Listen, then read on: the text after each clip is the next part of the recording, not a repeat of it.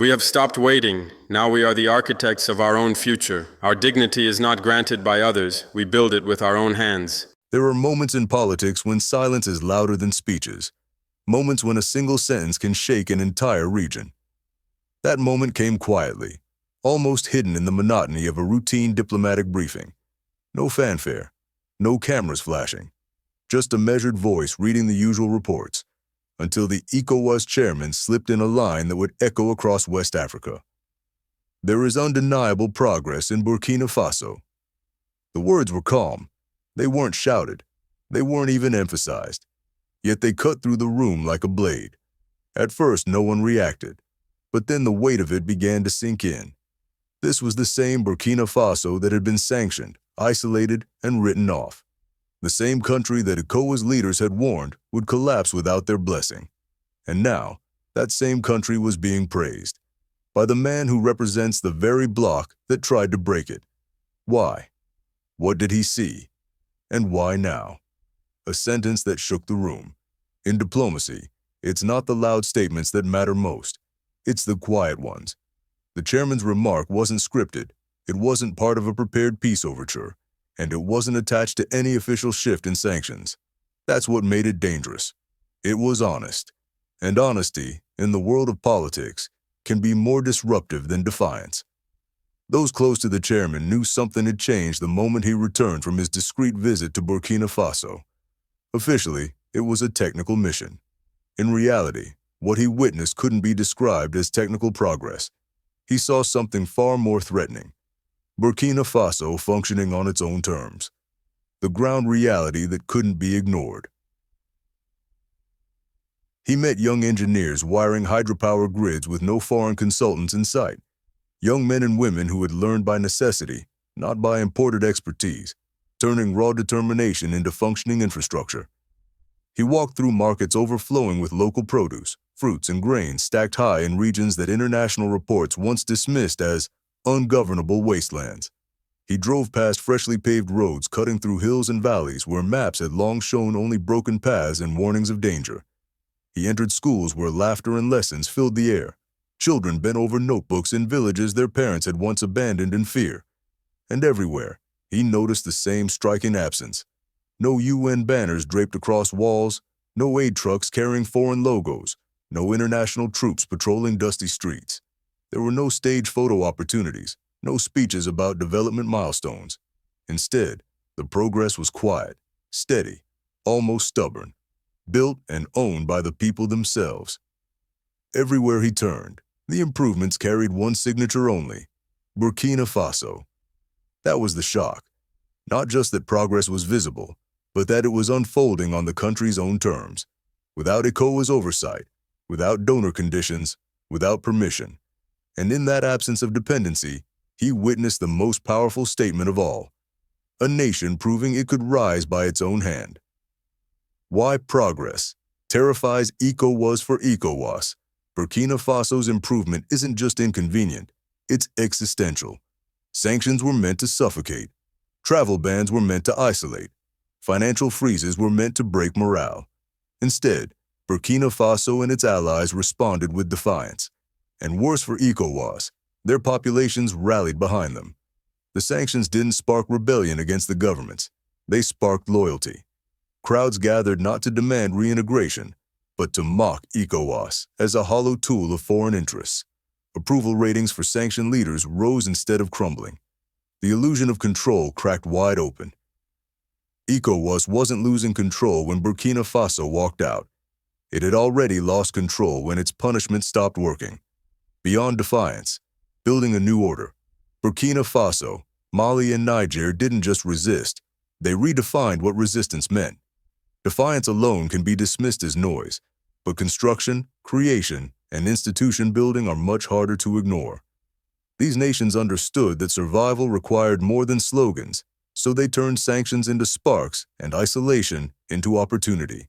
Military cooperation, once improvised and defensive, was reshaped into joint defense pacts, structured agreements that bound the Sahel states together in ways ECOWAS had never envisioned. Their armies began training side by side, sharing intelligence, and pooling resources to protect their borders without waiting for foreign troops or peacekeeping missions that too often came with hidden strings. Currency debates, long treated as academic, suddenly became practical. Talks of financial independence hardened into serious blueprints for breaking free from colonial-era monetary systems like the CFA franc. Economists and young policymakers began drawing models for a future where their nations could hold value in their own terms rather than outsource sovereignty to European treasuries. Sanctions, designed to cripple, instead produced innovation. When official trade was blocked, informal networks stepped in, weaving together new corridors of commerce across borders. Farmers and merchants rerouted goods through community channels, regional airlines flew under creative arrangements, and markets adapted faster than diplomats could draft restrictions. What was meant to isolate instead diversified their connections. Meanwhile, in the echoing halls of ECOWAS, meetings dragged on. Declarations were made, communiques drafted, warnings repeated. But outside those conference rooms, the reality was shifting. The Sahel states were no longer waiting to be readmitted, they were building their own parallel system. By the time their cooperation matured into the Alliance of Sahel States, AES, Confederation, it was already too late for ECOWAS to pretend it held the reins. The very bloc that once claimed to define West African unity found itself sidelined. It wasn't merely losing influence, it wasn't even in the room where the future was being decided. And the proof was visible in the streets. In Ouagadougou, Bamako, and Niamey, rallies no longer carried the stars of ECOWAS. Flags of new alliances waved proudly, chants celebrated independence from external control, and symbols of a new identity replaced the old slogans. Loyalty had shifted, not because of fiery speeches, but because people could see and feel the difference. ECOWAS, for the first time, was confronted with a truth it had never prepared for. It wasn't rebellion pulling the Sahel away. It was results. What the chairman really saw. In Ouagadougou, the chairman saw functioning buses running on time. Vendors selling in fully stocked markets. Neighborhoods once scarred by conflict now restored. In the northern Sahel, he watched teenagers being trained, not as soldiers to fight wars, but as electricians wiring poles to light up villages. He stepped into a newly built gold refinery where engineers explained why unprocessed gold would never again leave Burkina Faso's soil without value added. "We lost billions," one said. "So we stopped letting it leave unrefined." He visited what used to be refugee camps, now transformed into self-sufficient communities with solar panels, water tanks, and food grown by cooperatives. And perhaps the most powerful moment came inside a simple classroom in Djibo. On the wall hung a banner that read, "We don't wait to be saved.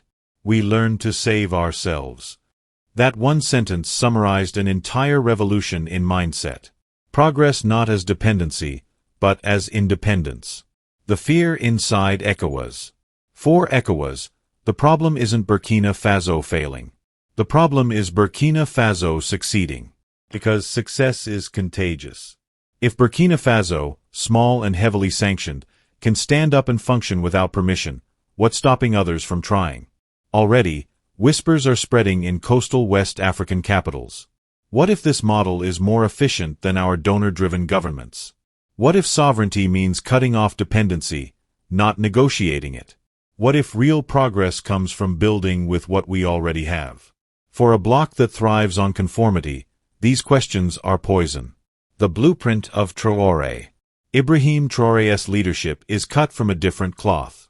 Unlike the long line of strongmen before him who ruled through ego, pageantry, and empty displays of power, he has chosen a path that prioritizes function over spectacle.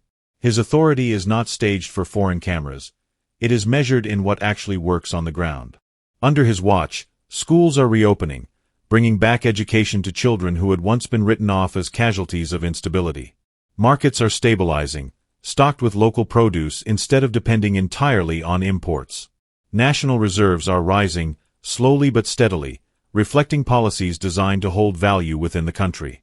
Imports are being replaced by homegrown production, giving Burkina Faso a foundation for true independence. This isn't abstract theory.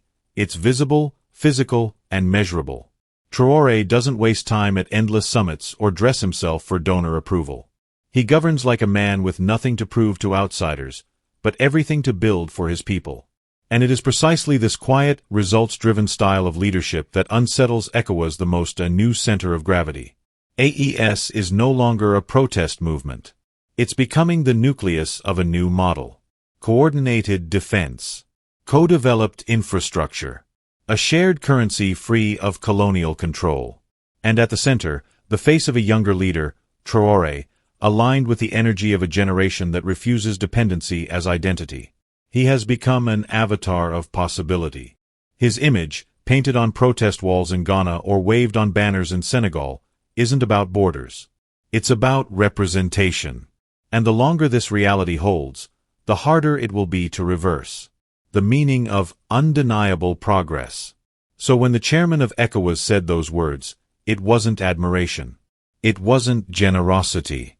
It was necessity. A signal to other ECOWAS leaders that silence is no longer sustainable. A subtle test forcing them to pick sides. Keep pretending the Sahel is collapsing, or admit the obvious. It was a warning flare. An acknowledgement that the center is wobbling. And that unless ECOWAS adapts, it risks becoming irrelevant. The bigger question. If this is what rebellion looks like, schools reopening, markets thriving, electricity reaching forgotten villages, then maybe rebellion is just another word for progress.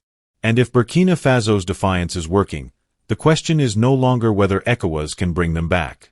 The real question is, who will follow them forward?